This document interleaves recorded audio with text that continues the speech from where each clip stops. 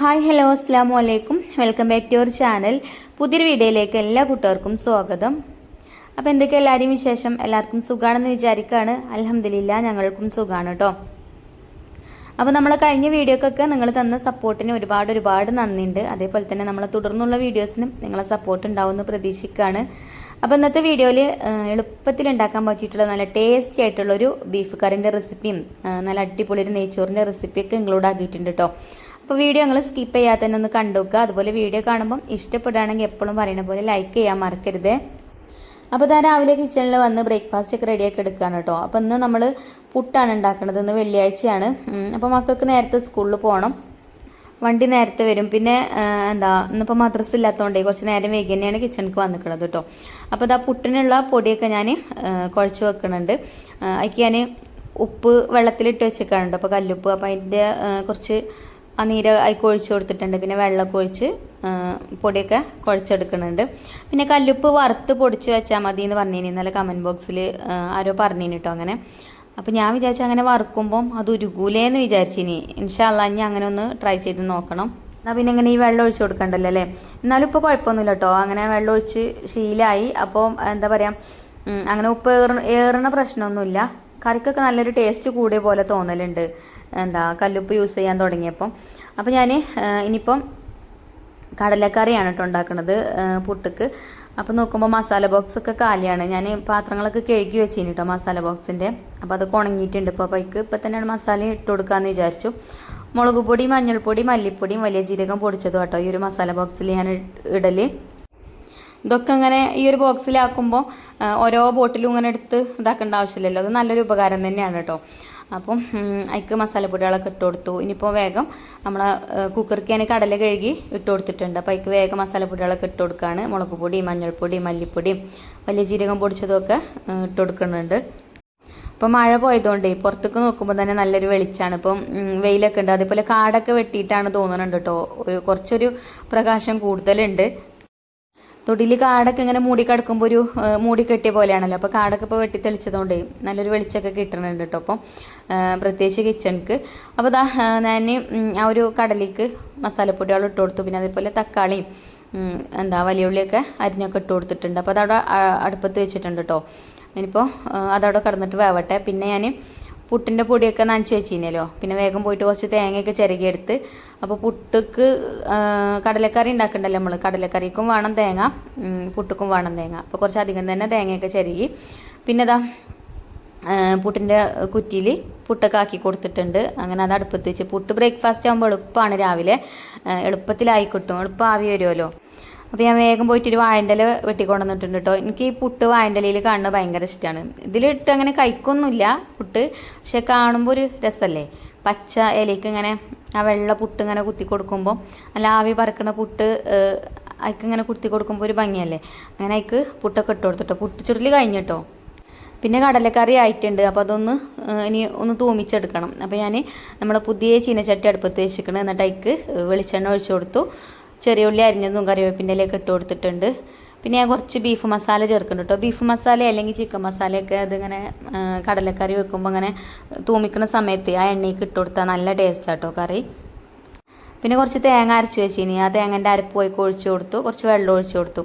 പിന്നെ കുക്കർ തുറന്ന് നോക്കിയപ്പോഴേ കുക്കറിൽ വെള്ളമൊക്കെ വറ്റിയിട്ടുണ്ട്. ഭാഗ്യത്തിന് എന്തായാലും കരിഞ്ഞിട്ടില്ല കേട്ടോ. വെള്ളമൊക്കെ വറ്റിക്കണ്. പ്രത്യേകിച്ച് സ്റ്റീലിൻ്റെ കുക്കറായതുകൊണ്ട് കുറച്ച് അധികം വെള്ളം ഒഴിച്ച് കൊടുക്കണം. അല്ലാന്നുണ്ടെങ്കിൽ എളുപ്പം വെള്ളം വറ്റും കേട്ടോ സ്റ്റീലിൻ്റെ കുക്കറിൽ.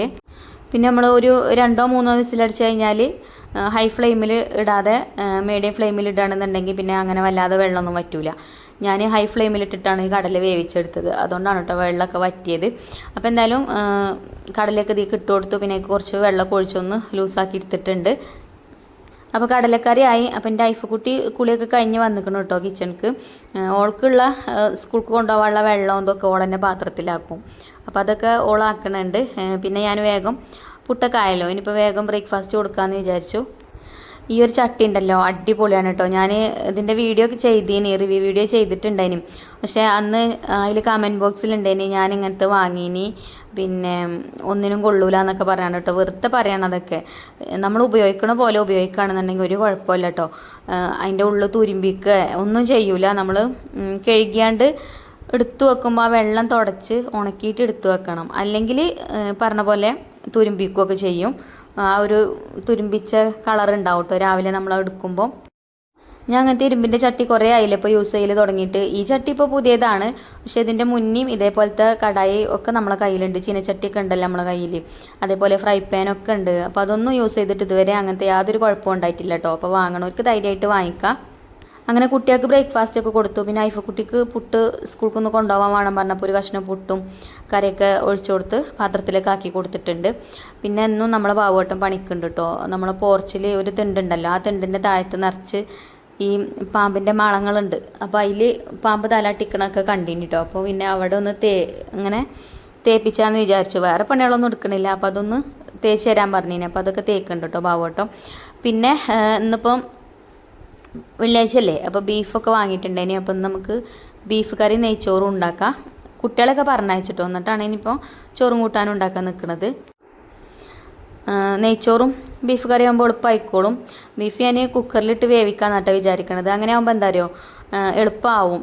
പിന്നെ ബാക്കിയുള്ളതൊക്കെ അടുപ്പത്ത് അങ്ങോട്ട് വഴറ്റും ചെയ്യാം, സവാളയും തക്കാളിയൊക്കെ.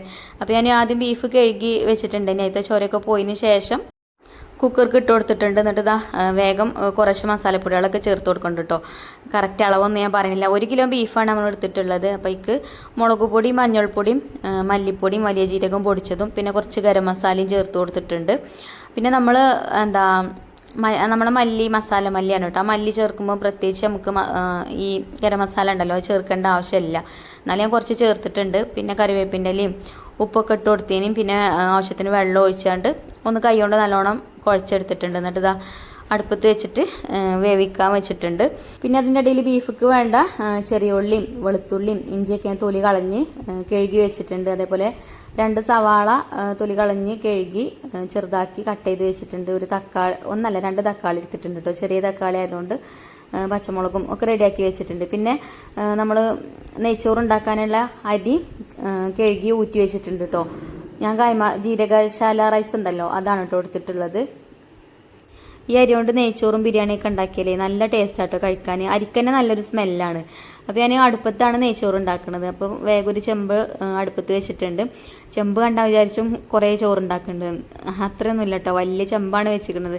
ഇത് അടുപ്പത്ത് വെക്കണ ചെമ്പ് കരി പിടിച്ച ചെമ്പ് നോക്കിയാണ്ട് വെച്ചതാട്ടോ. ഇനിയിപ്പം കരി പിടിപ്പിച്ചാൽ വേറെ ചെമ്പുമ്പോൾ കരി പിടിപ്പിച്ചാൽ പിന്നെ അത് കഴുകണ്ടേ, അപ്പം അതിന് മടിച്ചിട്ട് കേട്ടോ. ഇത് ഞാൻ കഴുകും, പക്ഷേ എന്നാലും ഇതിൻ്റെ അടിയിലാണ് ഇപ്പോൾ കരി ആയത്. മറ്റതൊക്കെയാണ് ഗ്യാസുമ്മ വെക്കണ പാത്രങ്ങളാണ്. അപ്പോൾ അടുപ്പ് കത്തിയാൽ പിന്നെ നല്ലോണമാണ് കത്തും. അങ്ങനെ ചെമ്പ് അടുപ്പത്ത് വെച്ചപ്പോൾ ചെമ്പ് വേഗം ചൂടായിട്ടോ. അപ്പോൾ ഞാൻ കുറച്ച് സൺഫ്ലവർ ഓയിൽ ഒഴിച്ചു കൊടുത്തു. എന്നിട്ട് ഏലക്കായ, കറാമ്പൂ, പട്ട അങ്ങനെയുള്ള ഐറ്റംസൊക്കെ ഇട്ട് ബേ ലീഫൊക്കെ ഇട്ടാണ്ട് പിന്നെ സവാള ഒന്ന് ഫ്രൈ ചെയ്തെടുത്തിട്ടുണ്ട്. ഇനി മൈക്ക് അണ്ടിപ്പരിപ്പില്ല, കുറച്ച് മുന്തിരിയൊക്കെ ഇട്ട് വറുത്ത് കോരി മാറ്റി വെച്ച് പിന്നെ ആ ഒരു സൺഫ്ലവർ ഓയിലിൽ തന്നെ നമ്മളെ കഴുകി ഊറ്റി വെച്ച അരി ഉണ്ടല്ലോ അതിട്ടിട്ടൊന്ന് വറുത്തെടുത്തിട്ടോ. പിന്നെ വെള്ളം അളന്നുകൊണ്ട് ഞാൻ ഗ്യാസുമ്മ തിളപ്പിക്കാൻ വെച്ചിട്ടുണ്ട്. ഇനിയും ആ തിളച്ച വെള്ളം അതിൽ ഒഴിച്ചു കൊടുത്തു. 1 കപ്പ് അരിക്ക് 2 കപ്പ് വെള്ളം കേട്ടോ. പിന്നെ വെള്ളത്തേക്ക് ഉപ്പൊക്കെ ഇട്ട് കൊടുത്തതിനും പിന്നെ അതേപോലെ നമ്മളെ ക്യാരറ്റ് ഉണ്ടല്ലോ അതരിഞ്ഞതൊക്കെ ചേർത്ത് കൊടുത്തു. ഇനിയിപ്പോൾ നല്ല നെയ്യ് ഞാൻ ചേർത്തിട്ടില്ല കേട്ടോ. ആ ഒരു സമയത്ത് നെയ്യിൻ്റെ കുപ്പി പൊട്ടിച്ചിട്ടൊന്നുമില്ല. ഇനി പുതിയ നെയ്യും കുപ്പിയാണ് കേട്ടോ. പഴയിൽ നോക്കുമ്പോൾ കുറച്ചുള്ളൂ ഇനി. അപ്പോൾ അത് എടുക്കാനും കിട്ടിയില്ല. പിന്നെ ഇത് ഞാൻ തുറന്നൊക്കെ വരുമ്പോഴത്തേനേ നമ്മൾ ഉള്ളിയൊക്കെ കരിയും. അപ്പോൾ പിന്നെ ചെമ്പിനും തന്നെ ചൂട് കൂടും. അപ്പോൾ ഞാൻ പിന്നെ നെയ്യിടാന്ന് വിചാരിച്ചിട്ടേന് കേട്ടോ. അങ്ങനെ നെയ്യൊക്കെ അതിൽ ഇട്ട് കൊടുത്തു. നെയ്ച്ചോറാകുമ്പം നെയ്യ് കുറച്ച് കൂടുതലിട്ടാൽ നല്ല ടേസ്റ്റാണ്. അങ്ങനെ അതവിടെ അടച്ചു വെച്ചിട്ടുണ്ടേനും എളുപ്പമാണ് നെയ്ച്ചോറ് ഉണ്ടാക്കാൻ. ഇതാന്ന് പറയുമ്പോഴത്തേന് നെയ്ച്ചോറ് റെഡിയാവും. ഇടയ്ക്കൊന്ന് ഇളക്കി കൊടുക്കുക. എന്നിട്ട് വെള്ളം വറ്റാനാവുമ്പം അടുപ്പത്തു നിന്നാണ് വാങ്ങി വെക്കുക. അപ്പോൾ നെയ്ച്ചോറ് ആയിട്ടുണ്ട് കേട്ടോ. ഇനിയിപ്പോൾ ഞാൻ നമ്മളെ ബീഫൊന്ന് റെഡിയാക്കി എടുക്കുകയാണ്. അപ്പോൾ ബീഫൊക്കെ നമ്മൾ കുക്കറിൽ വേവിക്കാൻ വെച്ചിനല്ലോ അതിപ്പോൾ ഒരു 5-8 വിസിലൊക്കെ അടിച്ചേക്കും കേട്ടോ. ഹൈ ഫ്ലെയിമിലിട്ടിട്ടൊരു 3-4 വിസിലും അടിച്ചാണ്. പിന്നെ ലോ ഫ്ലെയിമിലിട്ടിട്ട് 2-3 വിസിലൊക്കെ അടിച്ചിട്ടുണ്ട്. അപ്പോൾ അത് ഞാൻ ഓഫ് ചെയ്തിട്ടുണ്ട്. പിന്നെ ഇതാ ഒരു മൺചട്ടി അടുപ്പത്ത് വെച്ചിട്ടുണ്ട്. അതിലേക്ക് വെളിച്ചെണ്ണ ഒഴിച്ചു കൊടുത്തു. ആദ്യം ചെറിയ ഉള്ളി അരിഞ്ഞത് ഇട്ട് കൊടുത്തിട്ടുണ്ട്. ചെറിയ ഉള്ളി അരിഞ്ഞതല്ല കേട്ടോ, ചെറിയ ഉള്ളി തൊലി കളഞ്ഞത് ഇട്ട് കൊടുത്തിട്ടുണ്ട്. ചെറിയ ഉള്ളി അരിയൊന്നും വേണ്ട, അങ്ങനെ തന്നെ ഇട്ടാൽ മതി. ഞാൻ അങ്ങനെ തന്നെയാണ് കേട്ടോ ഇട്ട് കൊടുത്തിരിക്കുന്നത്. എന്നിട്ട് അതൊന്ന് വഴറ്റിയെടുത്തതിന് ശേഷം അതിലേക്ക് ഇഞ്ചിയും വെളുത്തുള്ളിയും ചതച്ചതും ചേർത്ത് കൊടുത്തു. പിന്നെ നമ്മൾ കട്ട് ചെയ്ത് വെച്ച സവാള ഉണ്ടല്ലോ അതും ചേർത്തിട്ട് വഴറ്റിയെടുക്കുകയാണ്.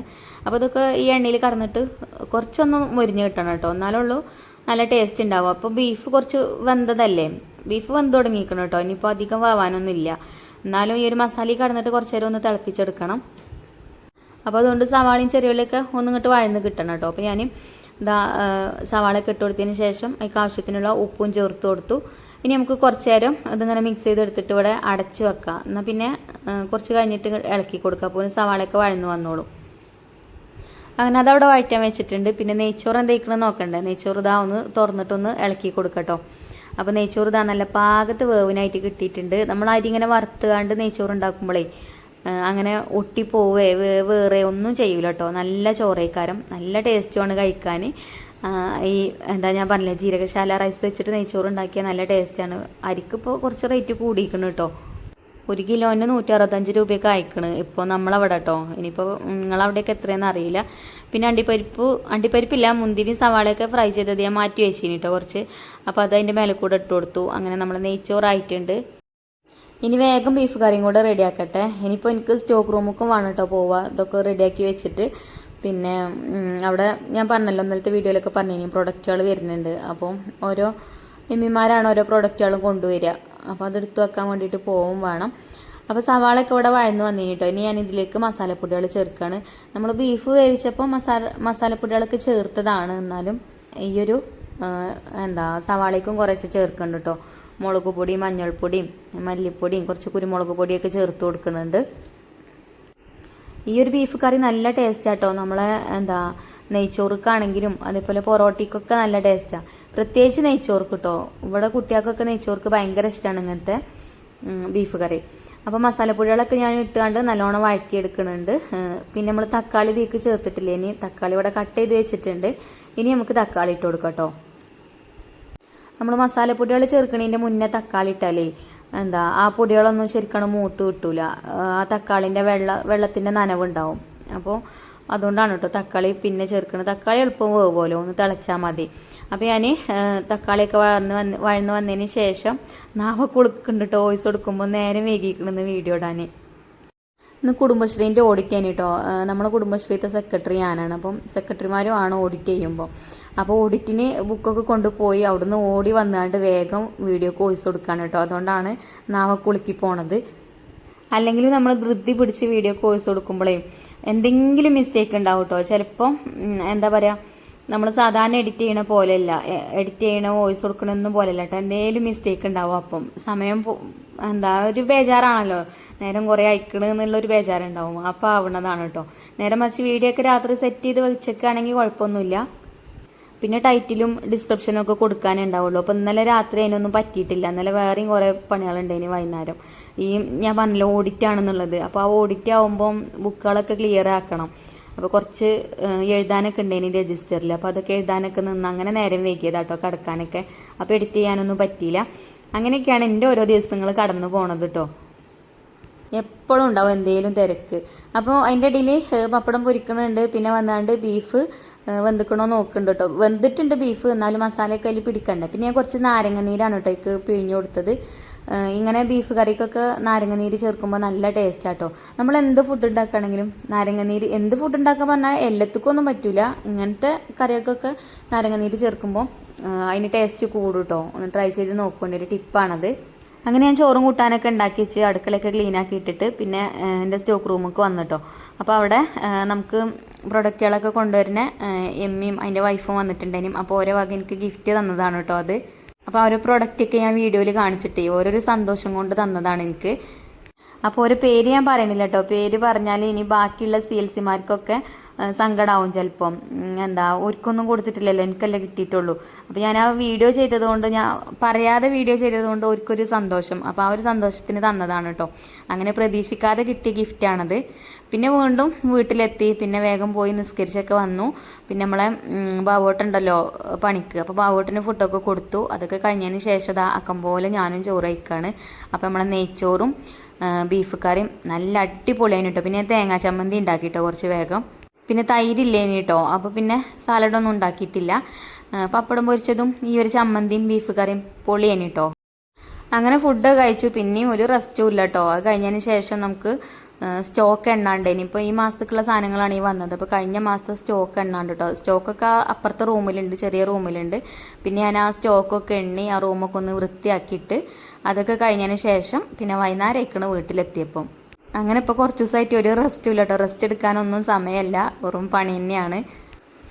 അപ്പോൾ ഇന്നത്തെ വീഡിയോ ഇനിയിപ്പോൾ നമുക്ക് ഇവിടെ വൈൻഡപ്പ് ചെയ്യാൻ. ഇൻഷാല്ലാ നല്ലൊരു വീഡിയോ ആയിട്ട് നാളെ കാണാം കേട്ടോ. അപ്പോൾ വീഡിയോ ഇഷ്ടപ്പെട്ടാൽ ലൈക്ക് ചെയ്യാനും ഷെയർ ചെയ്യാനും മറക്കരുത്. ഞാൻ എപ്പോഴും ഇതിങ്ങനെ പറയുന്നത് എന്താ വെച്ചാൽ ലൈക്ക് ചെയ്യാൻ ചില കൂട്ടുകാരൊക്കെ മറക്കുന്നുണ്ട്. അപ്പോൾ ഞാൻ പറയുമ്പോൾ ഒരു ഓർമ്മയാണല്ലോ നിങ്ങൾക്ക്. അപ്പോൾ ഇൻഷാല്ലാ